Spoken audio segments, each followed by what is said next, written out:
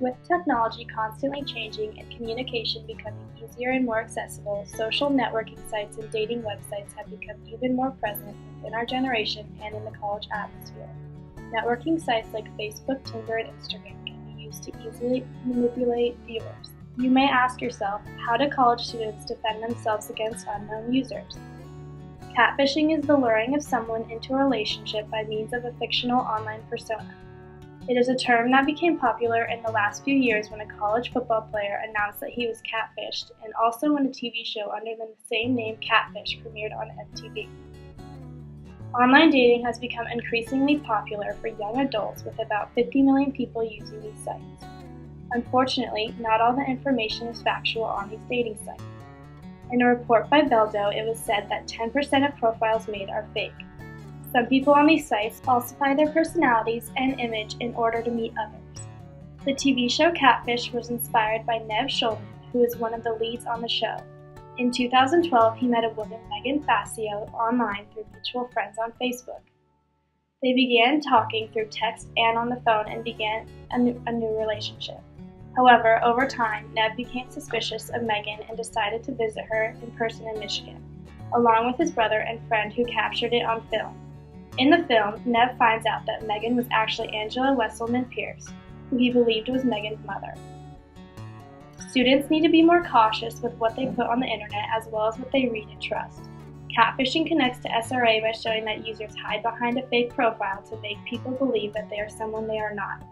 Many users pretend to be a friend of someone they are trying to find information out about, and that is how they end up obtaining all their information. People being catfished tend to give out information voluntarily and willingly. Surprising, about 1/3 of online daters don't upload a profile picture, making it very easy to impersonate someone they're not. Also, about 1 out of 10 sex offenders use online dating sites, like catfishing, to meet new people, just like 25% of rapists using catfishing to find their victim. One of the biggest ways to lure people into thinking you are someone you're not is by lying about what job you have. Most commonly, people would prefer someone to have a good job with a steady income.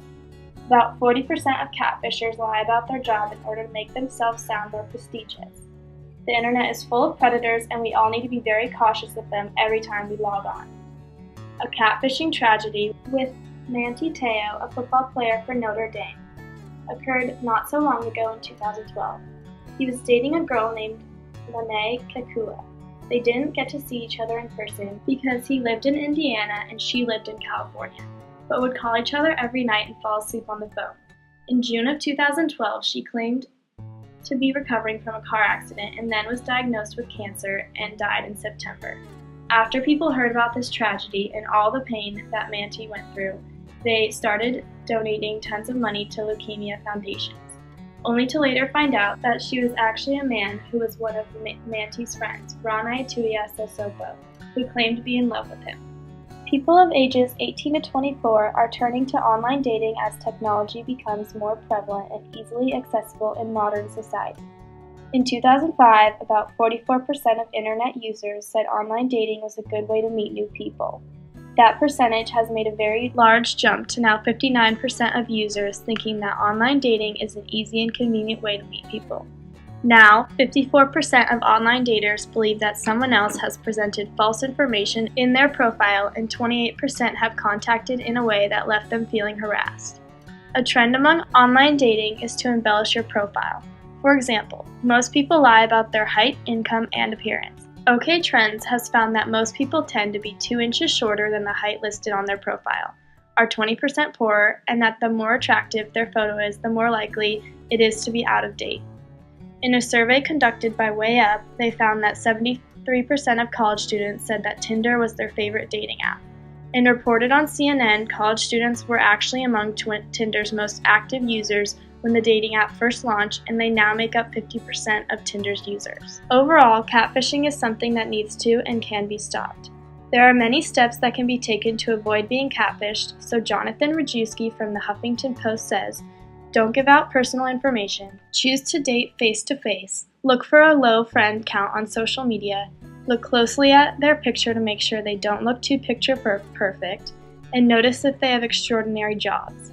Online dating is becoming more and more popular and is something that is not going to go away. so users need to be extremely cautious when doing so. A way that catfishing can be solved is by the creators of online dating websites making users come to an interview before their profile is made. This may make online dating more of a hassle, but it will keep more users safe and lead to better relationships. As security risk analyzers, we are here to keep the people safe.